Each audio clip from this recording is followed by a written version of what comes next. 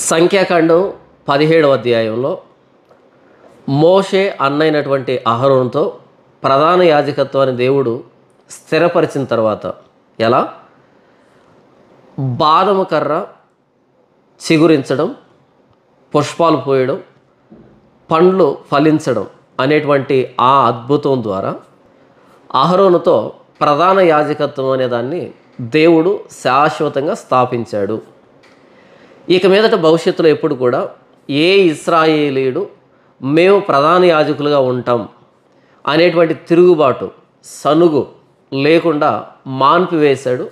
సంఖ్యాకాండం 17వ అధ్యాయంలో దేవుడు అహరోను కర్రను చిగురింపజేయడం ద్వారా అలా అహరోను ప్రధాన యాజకత్వాన్ని స్థిరపరిచిన తర్వాత అహరోనుకి కొన్ని బాధ్యతలను దేవుడు అప్పగిస్తున్నాడు.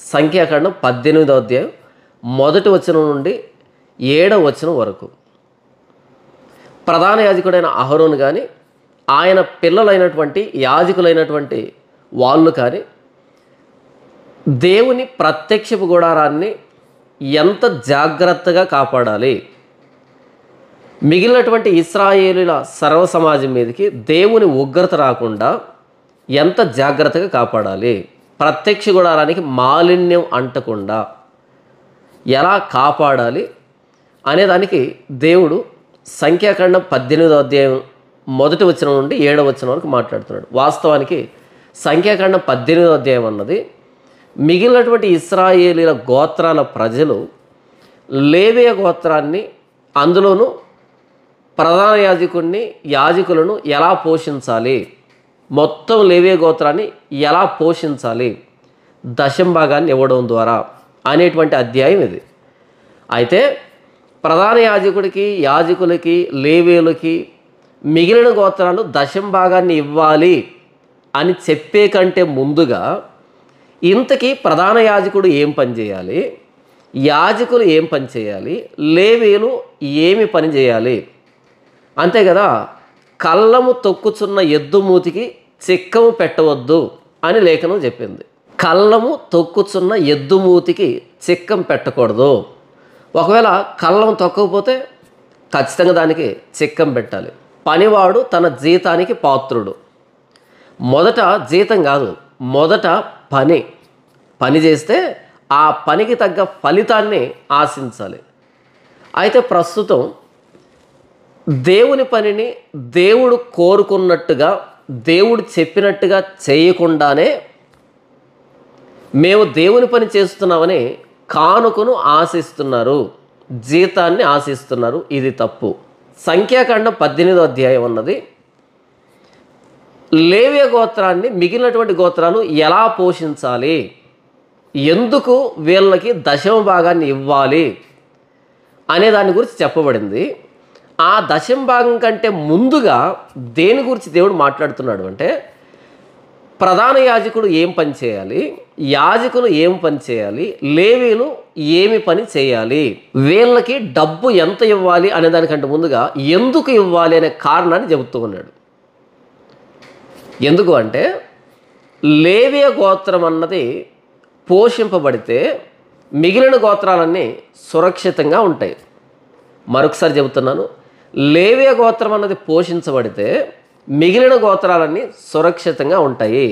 ఒక జాతి భవిష్యత్తు దేని మీద ఆధారపడి ఉంటుందంటే, ఆ జాతి దేవునికి ఎంత విధేయత చూపెడుతుంది అనే దాన్ని బట్టి ఆ జాతి భవిష్యత్తు ఆధారపడి ఉంటుంది. ఇంకొకసారి చెప్పనా, ఒక జాతి భవిష్యత్తు దేని మీద ఆధారపడి ఉంటుంది అంటే, ఆ జాతి దేవునికి ఎంత లోబడి బ్రతుకుతూ ఉంది, లేదా పాపం చేయడానికి ఎంత భయపడుతూ ఉంది, పాపాన్ని ఎంత తక్కువగా చేస్తుంది అనే దాని మీద ఆ జాతి భవిష్యత్తు ఆధారపడి ఉంటుంది. ఒక జాతి కానీ ఒక వ్యక్తి కానీ పాపాన్ని ఎప్పుడు చేయకుండా తన్ను తాను నిగ్రహించుకుంటాడు అనంటే ఆ వ్యక్తి దేవునికి ఎంత భయపడుతున్నాడు అనే దాని మీద ఆ వ్యక్తి పాపం చేస్తాడా చేయడా అనేది ఆధారపడి ఉంటుంది. కాబట్టి ఏ జాతి అయితే పాపాన్ని చేయదో ఆ జాతి భవిష్యత్తు బాగుంటుంది. ఏ జాతి అయితే పాపం చేస్తుందో, దుర్మార్గాన్ని చేస్తుందో, అన్యాయాన్ని చేస్తుందో, అక్రమంగా ప్రవర్తిస్తుందో ఆ జాతి త్వరలోనే నశించిపోతుంది. ఇశ్రాయేలు జాతి అన్నది వాగ్దాన దేశానికి వచ్చిన తర్వాత ఆ వాగ్దాన దేశంలో ఎక్కువ రోజులు ఉండాలి అంటే, దాని భవిష్యత్తు బాగుండాలి అంటే, ఆ జాతి పాపం చేయకుండా చూసేటువంటి యాజక వ్యవస్థ, లేవియ వ్యవస్థ బలంగా ఉండాలి. లేవీయులు ఎప్పుడు బలంగా ఉంటారు అంటే, వాళ్ళు పోషించబడినప్పుడు. బలం అంటే శారీరకంగాని కాదు, బలం అంటే వాళ్ళు చేయవలసిన పని బలంగా చేయడం అని అంటున్నాను.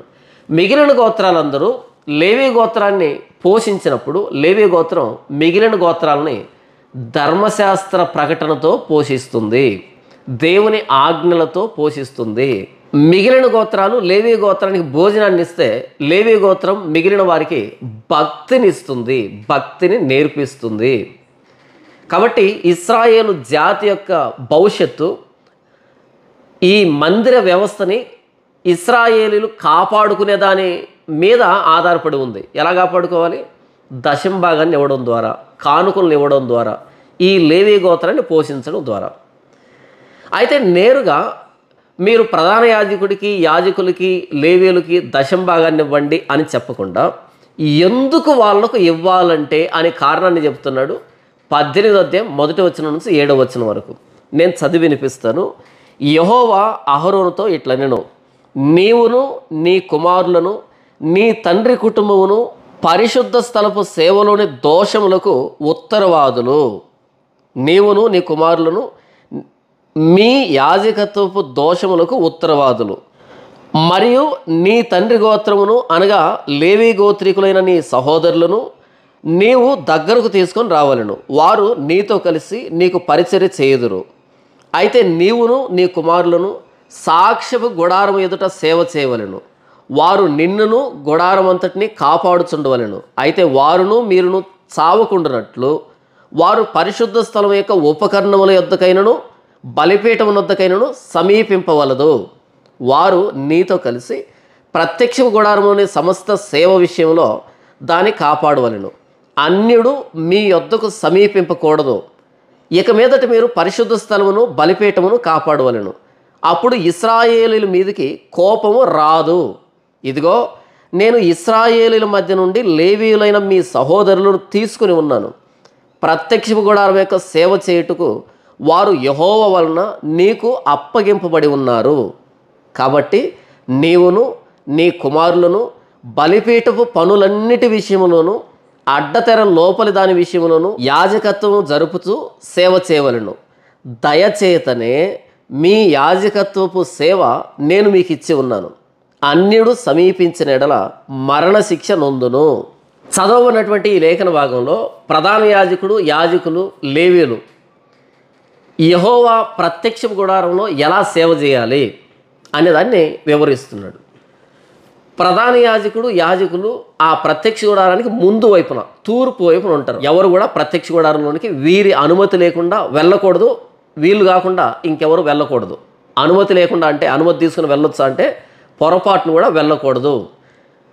ప్రధాన యాజకుడు, యాజకులు మాత్రమే ఆ ప్రత్యక్ష గుడారంలోనికి వెళ్ళడం, బయటకు రావడం జరుగుతుంది. మిగిలినటువంటి లేవీలంతా వీరి కింద పనిచేయాలి తప్ప పరిశుద్ధమైన వస్తువుని తగలడానికి వీలు లేదు. తగిలితే మరణిస్తారు.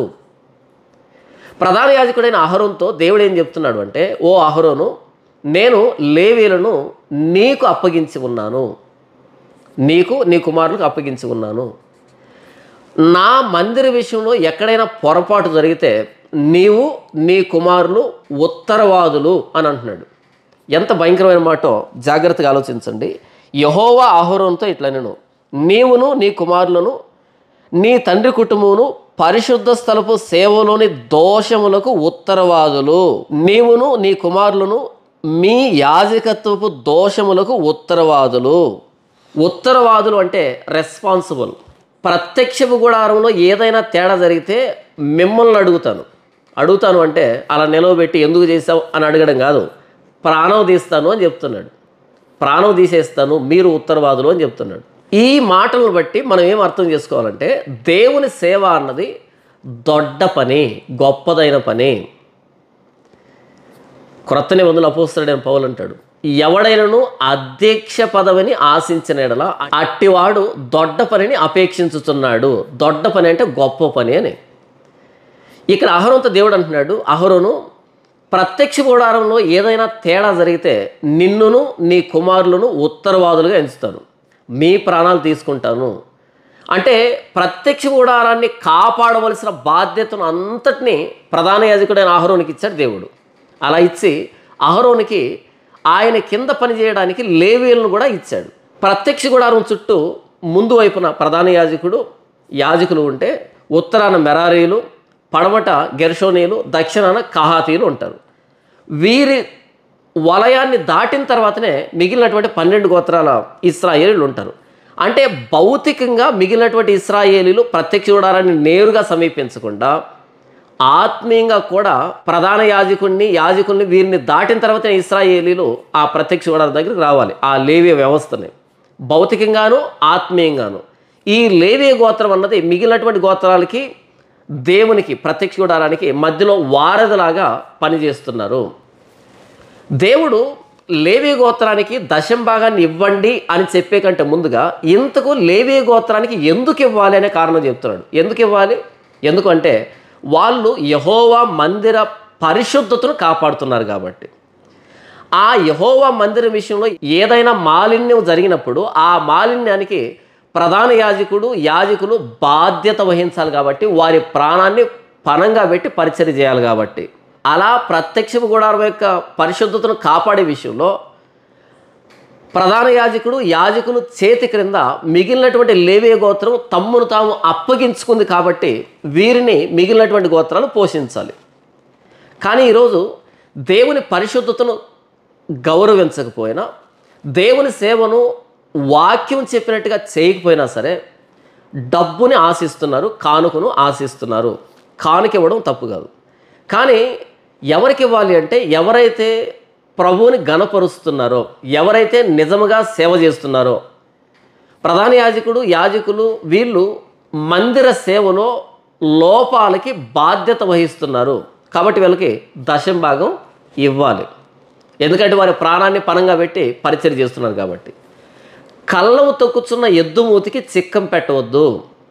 మరి కళ్ళం తొక్కనటువంటి ఎద్దుమూతికి ఖచ్చితంగా చిక్కం పెట్టాలి. ఎందుకంటే అది పని చేయలేదు కాబట్టి అది తినడానికి అర్హురాలు కాదు, అర్హత లేదు కదా.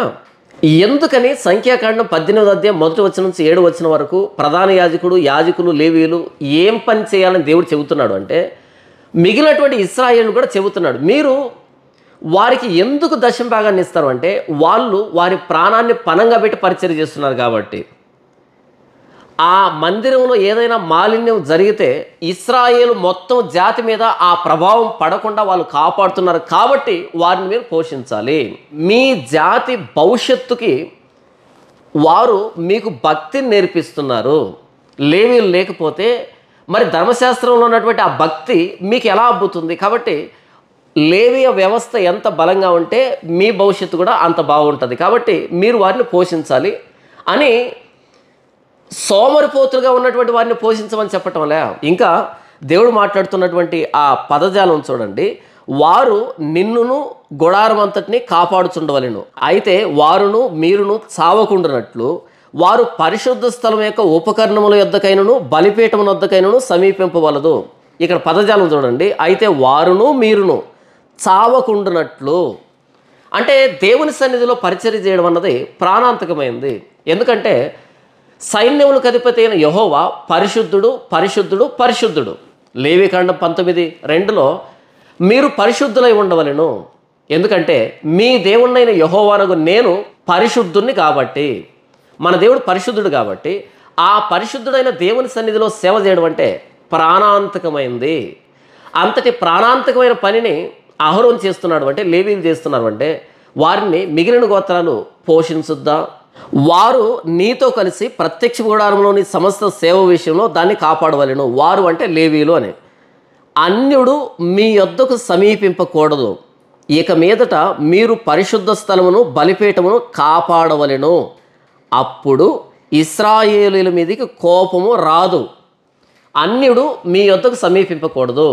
ఈ లేవీ గోత్రం కాకుండా ఆ ప్రత్యక్ష గుడారంలో సేవ చేయవలసింది అన్యుడు సమీపించకూడదు. అన్యుడు అంటే మిగిలినటువంటి ఇశ్రాయేల్ గోత్రంలో ఎవరైనా సరే అన్యుడే.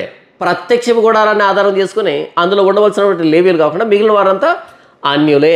అన్యులు సమీపించినప్పుడు వాళ్ళు మరణశిక్ష పొందుతారు. అలా అన్యుడు వస్తూ ఉంటే నిర్లక్ష్యం వహించినటువంటి ప్రధాన యాజకుడు కానీ యాజకులు కానీ బాధ్యత వహించాలి, వాళ్ళ మీదకి మరణాన్ని రప్పించుకోవాలి. దేవుడు ఒక గోత్రాన్ని ఏర్పాటు చేస్తున్నాడు, లేవి గోత్రాన్ని. తన పరిశుద్ధతను కాపాడవలసిందిగా ఆయన చెబుతున్నాడు. ఏది?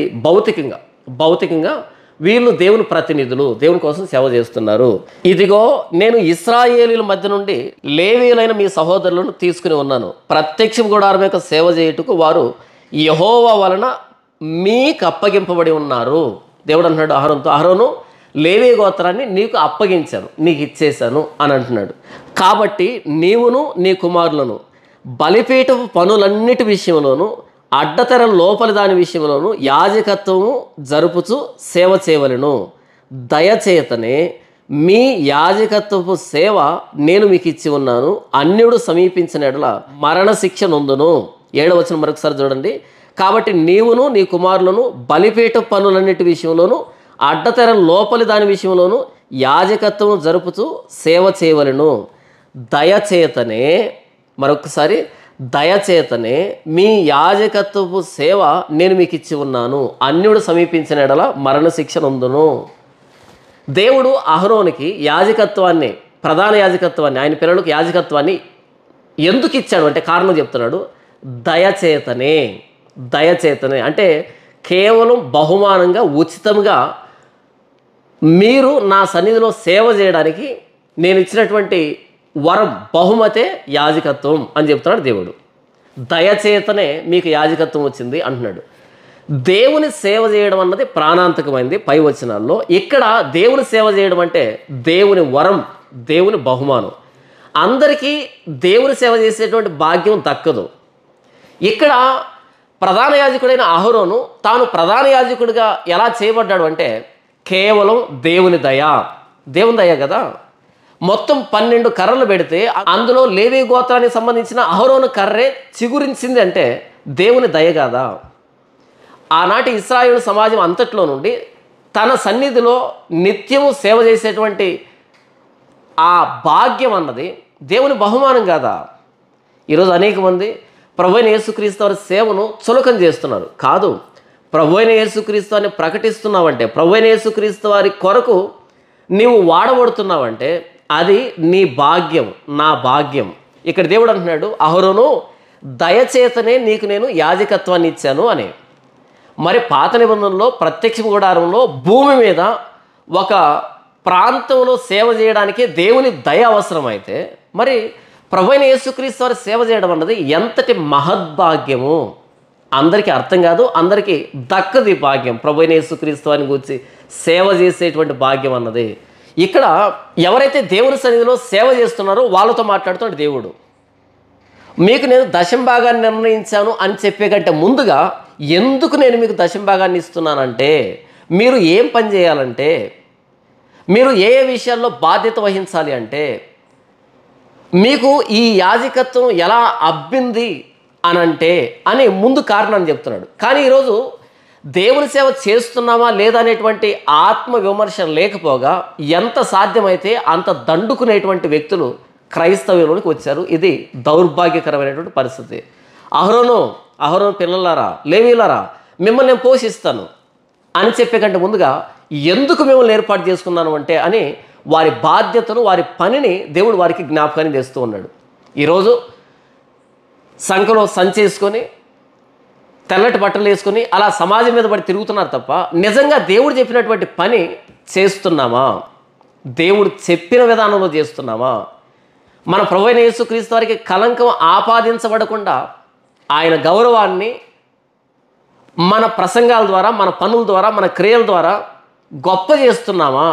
మనం గొప్ప చేయడం కాదు, ఆ గొప్పతనాన్ని చూపెడుతున్నామా? ఇక్కడ ప్రత్యక్ష గుడారంలో అహరోను మిగిలిన వ్యక్తులు ఎలా పరిచర్య చేయాలి, ఎలాంటి పరిస్థితుల్లో వాళ్ళు మరణానికి పాత్రులు అని మీరు ఉత్తరవాదులు అని చెప్తున్నాడు. ఈరోజు ప్రభువైన యేసుక్రీస్తు వారిని సమాజం ద్వేషిస్తుంది అంటే ఎవరు ఉత్తరవాదులు? మనం కాదా? ఒకడు టచ్ అని పడగొడతాడు, ఇంకొకడు దశంభాగాల కోసం అడుక్కు తింటాడు, ఇంకొకడు స్వస్థతలు అంటాడు, అద్భుతాలు అంటాడు. ఏమి జరగకపోయినా సరే రకరకాల గారడీలు చేస్తూ ఉన్నారు. ఇవన్నీ చూసినప్పుడు అన్ని జనులు ప్రభువైన యేసుక్రీస్తు వారిని తక్కువగా చూడటం లేదా, తక్కువగా భావించట్లేదా? ఎవరు ఉత్తరవాదులు? మిమ్ములను బట్టియే కదా నా నామం అన్ని జనుల మధ్య దూషింపబడుతుంది అని దేవుడు అంటాడు కదా. కాబట్టి ఎవరు బాధ్యులు, ఎవరు ఉత్తరవాదులు?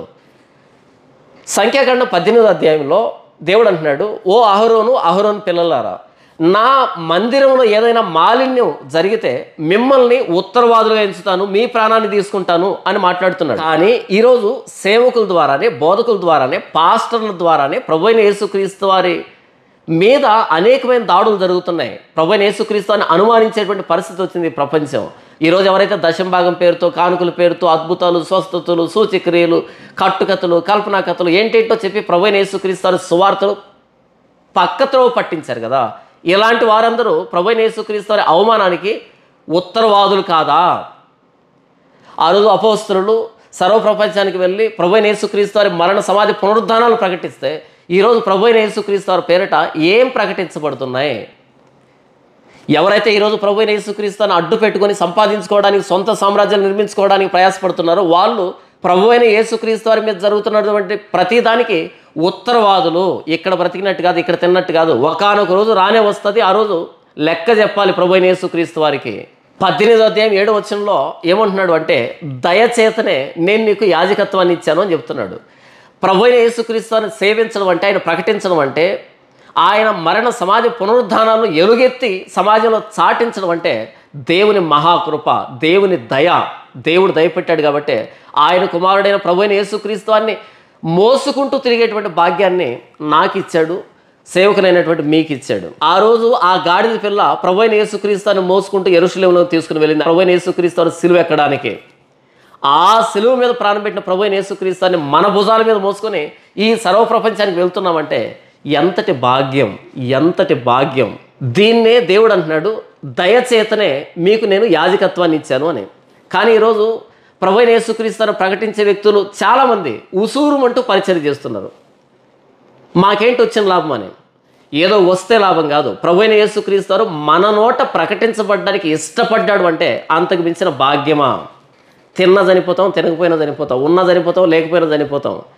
ఈ ప్రపంచంలో ఉన్న ప్రతి ఒక్కడు ఏదో ఒక దశలో రాలిపోవలసిందే. అయితే ఈ జీవితకాలంలో ప్రభువైన యేసుక్రీస్తు మరణ, సమాధి, పునరుద్ధానాలు ప్రకటించేటువంటి ఆ మహద్భాగ్యం మనకు దక్కింది అంటే ఇంతకు మించిన బహుమానమా, ఇంతకు మించిన ఆశీర్వాదమా? ఎందుకు నేను ఈ మాట చెప్తున్నాను అంటే, అహరోనుతో దేవుడు అంటున్నాడు, దయచేతనే యాజకత్వం నీకు అప్పగించబడింది అని చెప్తున్నాడు కదా. ఈరోజు ఎవరైతే ప్రభువైన యేసుక్రీస్తు వారి సేవ చేస్తున్నారో వాళ్ళు యేసు ప్రభువును మేము ప్రకటిస్తున్నాం, అది చాలు అనేటట్టు కాకుండా యేసు ప్రభువును అడ్డు పెట్టుకొని ఏంటేంటో సంపాదించుకోవడానికి వీళ్ళ ప్రాణానికి వీళ్ళే ఉత్తరవాదులుగా మారుతున్నారు. ప్రభువైన యేసుక్రీస్తు ఉగ్రతకు లోనవుతున్నారు. యేసు ప్రభు మన నోట ప్రకటించబడ్డమే మన ధన్యత, మన బహుమానం. ఉన్నా లేకపోయినా సరే, తిన్నా తినకపోయినా సరే. అన్యుడు సమీపించిన ఎడల మరణశిక్ష నొందును అని అంటున్నాడు కదా. అన్యుడు సమీపిస్తే మరణశిక్ష నొందును అంటే అన్యుడు ఎవరు దేవుని సన్నిధికి సమీపించకుండా నిలువరించవలసినటువంటి బాధ్యత ప్రధాన యాజకుడిది, యాజకుడిది, లేవీయులది కదా. కానీ ఈరోజు చర్చిలోనికి ఎవరు వస్తున్నారు, ఎందుకు వస్తున్నారు, ఏం చేస్తున్నారు, ఎవరు పట్టించుకుంటున్నారు? ఓ అహరోను, నా సన్నిధిలోనికి అన్యుడు సమీపిస్తే నేను నీ ప్రాణాన్ని ఉత్తరవాదిగా ఇస్తాను అని చెప్పాడు కదా. ఆ రోజు అహరోను జాగ్రత్త కలిగి సేవ చేశాడు, ఎవరు సమీపించకుండా. సమీపిస్తే చనిపోతారు. అన్యుడేంటి, అహరోను పెద్ద కుమారుడు, రెండవ కుమారుడు, వీళ్ళే నిర్లక్ష్యంగా సమీపిస్తే అక్కడికక్కడే ప్రాణాలు పోలేదా? కాబట్టి అన్యుడు సమీపిస్తే అహరోను ప్రాణం, అహరోను పిల్లల ప్రాణం పోతుంది. ఎందుకంటే మీ ప్రాణాలని ఉత్తరవాదులుగా ఎంచుతాను అని దేవుడు చెప్పాడు కాబట్టి ఆ రోజు అహరోను చాలా జాగ్రత్తగా సేవ చేశాడు. కానీ ఈరోజు చర్చిలోనికి ఎవరు వస్తున్నారు, ఎందుకు వస్తున్నారు, ఏం చేస్తున్నారు, వాళ్ళ ఉద్దేశం ఏంటి, ఎవరు వారిని పరీక్షిస్తున్నారు?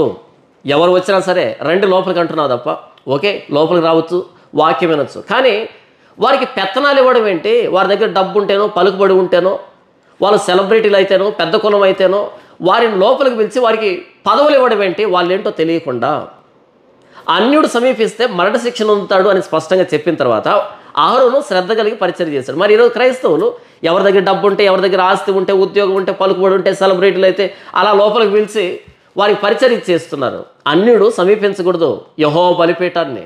దేవుని సేవ అన్నది వారసత్వం కాదు. దేవుని సేవ అన్నది ఇల్లరికం కాదు. దేవుని సేవ అన్నది అమ్ముకునేది కాదు. దేవుని సేవ అంటే దయచేతనే మనకు అనుగ్రహించబడింది. కేవలం దేవుని బహుమానం మాత్రమే. ఆయన ప్రియకుమారుడైన ప్రభువైన యేసుక్రీస్తు వారి మరణ సమాధి పునరుద్ధానాల్ని మన నోట ప్రకటింపజేయడం ఇంతకంటే భాగ్యమా? ప్రభువైన యేసుక్రీస్తు వారు సమరయ స్త్రీతో మాట్లాడుతూ ఆయన ప్రయోగించినటువంటి ఒక పదాన్ని చూద్దాం. ఆ సమరయ స్త్రీ, యూదుడు అయిన నీవు సమరయ స్త్రీనైనా నన్ను దాహమునికిమ్మని ఎలాగ అడుగుతున్నావని ఆయనతో చెప్పెను. ఎలాగనగా యూదులు సమరయులతో సాంగత్యం చేయరు. అందుకు యేసు, నీవు దేవుని వరమును నాకు దాహమునికిమ్మని నిన్ను అడుగుచున్నవాడెవడో అదియు ఎరిగి ఉంటే నీవు ఆయనను అడుగుదువు, ఆయన నీకు జీవజలం ఇచ్చునని ఆమెతో చెప్పెను. ఇక్కడ ప్రభువైన యేసుక్రీస్తు వారు చూడండి. అందుకు యేసు, నీవు దేవుని వరమును నాకు దాహమునికిమ్మని నిన్ను అడుగుచున్నవాడెవడో అదియు ఎరిగి ఉంటే నీవు ఆయనను అడుగుదువు, ఆయన నీకు జీవజలం ఇచ్చునని ఆమెతో చెప్పెను. ఇక్కడ ప్రభువైన యేసుక్రీస్తు వారు ఏమంటున్నా అంటే దేవుని వరం, దేవుని వరము నీవు ఎవరితో మాట్లాడుతున్నావో అది నీకు తెలిస్తే నీవు ఆయన నీళ్ళు అడుగుతావు, ఆయన నీకు జీవజలం ఇస్తాడని ప్రభువైన యేసుక్రీస్తు వారు మాట్లాడుతున్నాడు. ప్రభువైన యేసుక్రీస్తు వారిని అంగీకరించడం అంటే దేవుని వరాన్ని స్వీకరించడం అని అర్థం. దేవుడు ఈ ప్రపంచానికి వరాన్ని ఇచ్చాడు. ఆ వరం పేరు ప్రభువైన యేసుక్రీస్తు వారు. కానీ ఈరోజు ప్రభువైన యేసుక్రీస్తు వారు నమ్ముకున్న వాళ్ళు సైతం ఇక వేటి కోసమో వెంపర్లాడుతున్నారు యేసు ప్రభువును అడ్డు పెట్టుకొని. ఇంతకంటే దౌర్భాగ్యమా? అపోస్తలుడైన పౌలు అంటాడు, సువార్త ప్రకటించవలసిన భారం నా మీద ఉన్నది. ఎలా ప్రకటిస్తాడంట? ఉచితముగా సువార్త ప్రకటించడమే నా అతిశయం అంటాడు ఆయన. ఉచితముగా సువార్త ప్రకటించడమే అతిశయం. ప్రభువైన యేసుక్రీస్తుని ప్రకటిస్తూ ఆ ప్రకటనలో సంపాదించుకుందాం అనేటువంటి ఆలోచన మంచిది కాదు. అయితే ప్రభువైన యేసుక్రీస్తుని ప్రకటిస్తున్నప్పుడు ఖచ్చితంగా ఆయన పోషిస్తాడు, ఇందులో సందేహం లేదు, రెండవ ఆలోచన లేదు. ఖచ్చితంగా ప్రభువైన యేసుక్రీస్తు పోషిస్తాడు. ఎందుకంటే పనివాడు తన జీతానికి పాత్రుడు కాబట్టి. ప్రధాన యాజకుడైన అహరోను కానీ యాజకులు కానీ ఎప్పుడు కూడా ప్రభువా మాకు కానుకివ్వవా అని అడగలే. వారికి దేవుడు ఏదైతే పని నియమించాడో ఆ పనిని వాళ్ళు చేస్తున్నారు. మిగిలిన గోత్రాలకు దేవుడు చెప్పాడు మీరు తీసుకుని రండి కానుకని దశంభాగాన్ని అని. కాబట్టి మనం దేవుని పని చేస్తే దేవుడు మనకు జీతాన్ని ఇస్తాడు, ప్రతిఫలాన్ని ఇస్తాడు. ప్రభువైన యేసుక్రీస్తు మన జీవితంలోకి రావడమే వరం, దేవుని వరం. దేవుడు లోకాన్ని ఎంతో ప్రేమించెను కాగా తన అద్వితీయ కుమారునిగా పుట్టిన వానిందు విశ్వాసముంచు ప్రతివాడు నశింపక నిత్యజీవం పొందినట్లు ఆయనను మనకు అనుగ్రహించెను. దేవుడి లోకాన్ని ప్రేమించాడు, ఎంతో ప్రేమించాడు. ఎలా ప్రేమించాడు? ఆయన తన అద్వితీయ కుమారునిగా పుట్టిన వాని యందు విశ్వాసముంచు ప్రతివాడు. ప్రభువైన యేసుక్రీస్తు వారిని లోకానికి ఇచ్చాడు. అంటే దేవుడు తన ప్రేమను వ్యక్తీకరించేటువంటి మాధ్యమమే ప్రభువైన యేసుక్రీస్తు వారు. మనం ఎవరినైనా ప్రేమిస్తుంటే వారికి మనం బహుమానం ఇస్తామా లేదా? ఖచ్చితంగా. ప్రేమలో బహుమానాలు ఉంటాయి కదా. బహుమానాలు లేకుండా ప్రేమను వ్యక్తీకరించలేము. దేవుడు కూడా ఈ లోకాన్ని ప్రేమిస్తున్నాడు అంట. ఎలాగంటే ఎంతో ప్రేమిస్తున్నాడంట. కాబట్టి తన ప్రియకుమారుడైన ప్రభువైన యేసుక్రీస్తు అని సిలువుకు అప్పగించాడు. దేవుని ప్రేమ ప్రభువైన యేసుక్రీస్తు వారంటే, దేవుని వరం ప్రభువైన యేసుక్రీస్తు వారంటే. ఆ ప్రభువైన యేసుక్రీస్తు వారు నా నోట ప్రకటించబడుతున్నాడు అంటే నాకు ప్రత్యేకంగా ఇంకేదైనా కావాలన్నా ఇది కాదా భాగ్యం అంటే నా నోట ప్రభువైన యేసుక్రీస్తు వారు ప్రకటించబడ్డం. నేను సువార్తను ప్రకటించుచున్నను, నాకు అతిశయ కారణం లేదు. సువార్తను ప్రకటింపవలసిన భారం నా మీద మోపబడి ఉన్నది. అయ్యో, నేను సువార్తను ప్రకటింపకపోయిన ఎడల నాకు శ్రమ. ఇది నేను ఇష్టపడి చేసిన ఎడల నాకు జీతము దొరుకును. ఇష్టపడకపోయినను గృహ నిర్వాహకత్వము నాకు అప్పగింపబడెను. అట్లయితే నాకు జీతమేమి? నేను సువార్తను ప్రకటించుతున్నప్పుడు సువార్త యందు నాకున్న అధికారమును పూర్ణముగా వినియోగపరుచుకొనకుండా సువార్తను ఉచితముగా ప్రకటించుటయే నా జీతము. ఎంత ఉన్నతమైన ఆలోచన విధానం కదా అపోస్తలుడైన పౌలుది. ప్రభువైన యేసుక్రీస్తుని ప్రకటించడమే నా జీతం, ఉచితంగా ప్రకటించడమే నా జీతం. అయితే అపోస్తలుడైన పౌలును దేవుడు పస్తు పెట్టాడా? సంఖ్యాకాండం 18వ అధ్యాయం 1వ వచనం నుంచి 7వ వచనం వరకు ఉన్నటువంటి లేఖన భాగం ఏం చెప్తుంది అంటే, ప్రధాన యాజకుడైన అహరోను కానీ యాజకులు కానీ లేవీయులు కానీ యెహోవా మందిర ఆ పరిశుద్ధతని కాపాడాలి, కనుక వీరికి మిగిలిన గోత్రాలు దశంభాగాన్ని ఇవ్వాలి అనేటువంటి విధానాన్ని చెబుతూ ఉన్నాడు. అయితే క్రొత్త నిబంధనలో మనల్ని గురించి పరిశుద్ధాత్మ దేవుడు అపోస్తలుడైన పేతురు ద్వారా, అపోస్తలుడైన యోహాను ద్వారా ఏమని వ్రాయించాడో చదువుకుందాం. అయితే మీరు చీకటిలో నుండి ఆశ్చర్యకరమైన తన వెలుగులోనికి మిమ్మును పిలిచిన వాని గుణాతిశయములను ప్రచురం చేయ నిమిత్తము ఏర్పరచబడిన వంశము, రాజులైన యాజక సమూహమును, పరిశుద్ధ జనమును, దేవుని సొత్తైన ప్రజలునై ఉన్నారు. మరొక్కసారి ఆ రోజు అహరోను కానీ, యాజకులు కానీ, లేవీయులు కానీ ఏం పని చేశారు అంటే, యెహోవా ప్రత్యక్ష గుడారంలోనికి అన్యుడు సమీపించకుండా, అలా ఇశ్రాయేలును శపించబడకుండా కాపాడారు. అయితే క్రొత్త నిబంధన యాజకులను గూర్చి పేతురు ఏమంటున్నాడు చూడండి, అయితే మీరు చీకటిలో నుండి ఆశ్చర్యకరమైన తన వెలుగులోనికి మిమ్మును పిలిచిన వాని గుణాతిశయములను ప్రచురం చేయ నిమిత్తము ఏర్పరచబడిన వంశము, రాజులైన యాజక సమూహము, పరిశుద్ధ జనము, దేవుని సొత్తైన ప్రజలై ఉన్నారు. మనలను ప్రేమించుచు తన రక్తము వలన మన పాపముల నుండి మనల్ని విడిపించిన వానికి మహిమయు ప్రభావమును యుగయుగమును కలుగునుగాక. ఆమెన్. ఆయన మనలను తన తండ్రియగు దేవునికి ఒక రాజ్యముగాను యాజకులుగాను చేసెను. ప్రభువైన యేసుక్రీస్తు వారు శిలువలో ప్రాణం వేయడం ద్వారా ఆయన రక్తాన్ని బట్టి మనం క్రొత్త నిబంధన యాజకులమయ్యాం. యాజకుడు ఏం పని చేశాడు? పాత నిబంధనలో యెహోవా ప్రత్యక్ష గుడారాన్ని అన్యులు సమీపించకుండా ఆ ప్రత్యక్ష గుడారంలో ఉండవలసినటువంటి పరిశుద్ధమైన వాతావరణాన్ని కాపాడుతూ వచ్చాడు. ఒకవేళ అలా జరిగిన పక్షంలో వీళ్ళు ఉత్తరవాదులు అవుతారు వారి ప్రాణానికి కదా. క్రొత్త నిబంధన యాజకులు ఏం పని చేయాలంటే, మన కోసం శిలువలో ప్రాణం పెట్టినటువంటి ఆ ప్రభువైన యేసుక్రీస్తు వారి బలియాగాన్ని, ఆయన ప్రాణత్యాగాన్ని ఈ సర్వ ప్రపంచానికి ప్రకటించవలసినటువంటి బాధ్యత మనది. చీకటిలో నుండి ఆశ్చర్యకరమైన తన వెలుగులోనికి మిమ్మును పిలిచిన వాని గుణాతిశయములను ప్రచురం చేయ నిమిత్తము ప్రకటించడానికి దేవుడు మనల్ని రాజులుగాను యాజకులుగాను ఏర్పాటు చేస్తున్నాడు. క్రొత్త నిబంధన యాజకులు మనమే అని అపోస్తలుడైన పేతురు మాట్లాడుతున్నాడు. అపోస్తలుడైన యోహాను కూడా ప్రభువైన యేసుక్రీస్తు వారు తన రక్తాన్ని బట్టి మనల్ని యాజకులుగా చేశాడు అని మాట్లాడుతున్నాడు. సంఖ్యాకాండం 18వ అధ్యాయంలో ప్రధాన యాజకుడు కానీ, యాజకులు కానీ, లేవీయులు కానీ వారి వారి పనులు సక్రమంగా నిర్వర్తించడం ద్వారా, దేవుడు చెప్పినట్టుగా చేయడం ద్వారా మిగిలినటువంటి ఇశ్రాయేలీల గోత్రాల భవిష్యత్తు బాగుంటుంది. ఈరోజు పాస్టర్లు ఎలా ఉన్నారు అనే దాన్ని బట్టి క్రైస్తవ్యం యొక్క భవిష్యత్తు ఆధారపడి ఉంది. పాస్టర్లు ఎలాగున్నారు, వారి ఉద్దేశాలు ఏంటి, వాళ్ళు ఎందుకు సేవ చేస్తున్నారు, వాళ్ళు ఏం ప్రకటిస్తున్నారు అనే దాని మీద క్రైస్తవ్యం యొక్క భవిష్యత్తు ఆధారపడి ఉంది. ఈ సంఖ్యాకాండం 18వ అధ్యాయంలో మీరు లేవీ గోత్రాన్ని కానుకివ్వండి, దశంభాగాన్ని ఇవ్వండి అని చెప్పే కంటే ముందుగా దేవుడు అహరోను, యాజకులు, మిగిలిన లేవీయులు ఎలా ఉండాలి అని చెప్తున్నాడు. అంటే అర్థం ఏంటంటే, ఓ ఇశ్రాయేలులారా మీరు కూడా గమనించండి, వీళ్ళు నిజంగా నేను చెప్పిన విధంగా సేవ చేస్తున్నారా లేకపోతే వారి సొంత విధానాల్లో సేవ చేస్తున్నారు, గుర్తించి మీరు కానుకివ్వండి అనేటట్టుగా మిగిలిన వారిని కూడా దేవుడు హెచ్చరిస్తున్నాడు. ప్రధాన యాజకుడు, యాజకులు, లేవీల పనులేంటి అని చెప్పడం ద్వారా, అలా చెప్పకపోతే మిగిలిన వారికి తెలియదు. ఎందుకు చెప్తున్నాడు దేవుడు అంటే, మీరు కూడా గుర్తించండి వీళ్ళు నిజంగానే సేవ చేస్తున్నారు లేదు అని. ఈరోజు ఏ క్రైస్తవుడు ఆ పాస్టర్ గారు చేస్తున్నటువంటి సేవ వాక్యానుసారమా కాదా అని ఎవరు పరీక్షిస్తున్నారు?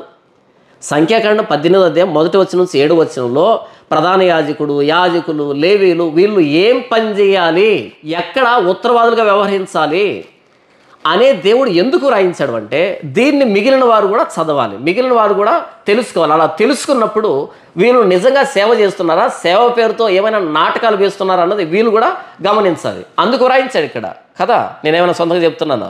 ఈరోజు మనందరి చేతిలో బైబిల్ ఉన్నప్పుడు నిజంగానే వాళ్ళు చేస్తున్నటువంటి సేవ అన్నది వాక్యానుసారమా కాదా అని మనం పరీక్షించుద్దా. వాళ్ళు నిజంగా వాక్యానుసారంగా సేవ చేస్తున్నప్పుడే వాళ్ళకు మనం కానుకివ్వాలి, వాళ్ళని మనం పోషించాలి, వాళ్ళకి మనం సహకరించాలి. అలా కాకుండా వాళ్ళు సేవ చేయకుండా సేవ పేరుతో వ్యాపార సామ్రాజ్యాన్ని నిర్మించుకుంటున్నప్పుడు వాళ్లకు ₹1 ఇచ్చినా సరే వారి పాపంలో ఇచ్చిన వారు కూడా పాలిభాగస్తులు. ఎక్కడ సేవ జరుగుతుందో అక్కడికి కానుక వెళ్ళాలి తప్ప, సేవ ఎక్కడైతే చెడగొట్టబడుతుందో అక్కడికి కానుక వెళ్తే ఆ సేవ చెడగొట్టబడేటువంటి ఆ భ్రష్టత్వంలో ఇచ్చిన వారు కూడా పాలిభాగస్తులే. ప్రధాన యాజకుడు ఏం పని చేయాలి, యాజకులు ఏం పని చేయాలి, లేవీయులు ఏం పని చేయాలి అని దేవుడు ఎందుకు వ్రాయించాడు ఇక్కడ? మరి మనం క్రొత్త నిబంధన యాజకులం అయితే క్రొత్త నిబంధన యాజకత్వంలో ఎలాంటి సేవ జరగాలి? ఎప్పుడైనా బైబిల్ చదివామా? ఎప్పుడైనా క్రాస్ చెక్ చేసుకున్నామా వీడు సేవకుడా కాదా అని? సేవకుడా కాదా అని వాడు వేసుకున్న బట్టలను బట్టో, సంఖ్యలో తగిలించుకున్న సంచిని బట్టో కాదు నిర్ణయించాల్సింది. లేఖనాన్ని బట్టి తిమోతి పత్రికలోను, తీతు పత్రికలోను అధ్యక్షుడు ఉండవలసినటువంటి అర్హతల గురించి వ్రాయబడలేదా? ఎప్పుడు చదివాం మనం? ఈరోజు సేవకులు అనేక మంది ఉన్నారు, కానీ నిజంగా సేవ జరగటంలే. కేవలం కానుకల కోసమే, కేవలం డబ్బుల కోసమే సేవకుల అవతారం ఎత్తినటువంటి అనేక మంది, గొర్రెచరం వేస్తున్నటువంటి తోడేళ్ళు అనేక మంది. కానీ ఇప్పటికీ వివేచన లేకుండా, ఆలోచన లేకుండా అలాంటి వారికి కానుకలు ఇచ్చి వారిని ప్రోత్సహించి వారి నీడలో నిజమైన సేవ కనుమరుగైపోవడానికి కానుక ఇస్తున్నవారు కారకులు కాదా? కారకులు కాదా? ఓ ఇశ్రాయేలులారా, మీరు ఈ లేవియ వ్యవస్థకి దశంభాగాన్ని ఇవ్వండి అని నేరుగా చెప్పకుండా మొదట వీళ్ళు ఏం పని చేయాలి అని ఎందుకు చెప్తున్నాడు అంటే, ఈ పని చేసినప్పుడే మీరు కానికివ్వండి అని. పనివాడు జీతానికి పాత్రుడు, పని చేయనివాడు జీతానికి పాత్రుడా? పని చేస్తే కదా జీతం వస్తుంది. కళ్ళము తొక్కుతున్న ఎద్దు మూతికి చిక్కం పెట్టవద్దు. ఆ ఎద్దు కళ్ళము తొక్కుతూ ఉన్నప్పుడు దానికి చిక్కం పెట్టద్దు, తిననివ్వు ఎంతైనా సరే. ఒకవేళ పని చేయనటువంటి ఎద్దు అయితే దానికి చిక్కం పెట్టాలి, దాన్ని కబేలాకు తరలించాలి, అంతే. ఇంకేం పని చేస్తుంది అది? పొలం పని చేయడానికి పనికిరానటువంటి ఎద్దు ఎందుకది? దాన్ని కబేలాకు పంపించేసేయాలి, కషాయుడికి అప్పగించేసేయాలి, అమ్మివేయాలి కదా.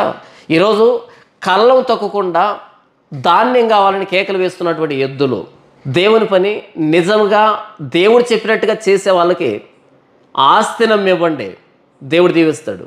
కానీ ఎవరైతే దేవుని సేవను భ్రష్టు పట్టిస్తున్నారో అలాంటి వారికి ₹1 ఇచ్చినా సరే వారి పాపంలో పాలిభాగస్తులు అవుతారు. జాగ్రత్త.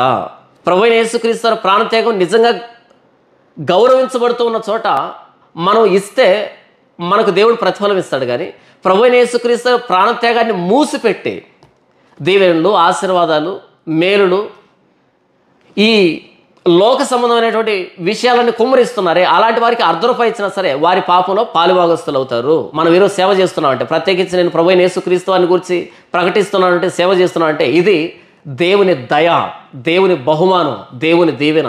ఇంకేదో ఇస్తాడని కాదు, నన్ను దేవుడు దీవించాడు కాబట్టే నా నోట ప్రభువైన యేసుక్రీస్తు వారి సిలువ సమాచారాన్ని పెట్టాడు అని నేను భావిస్తున్నాను.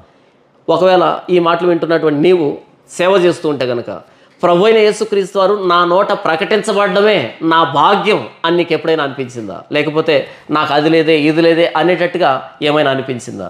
నా మట్టుకైతే సిలువ మీద ప్రాణం పెట్టిన నా ప్రభువైన యేసుక్రీస్తు వారి ప్రాణత్యాగం ఈరోజు నా నోట ప్రపంచం మీద వెదజల్లబడుతుందంటే ఇంతకు మించిన భాగ్యమా?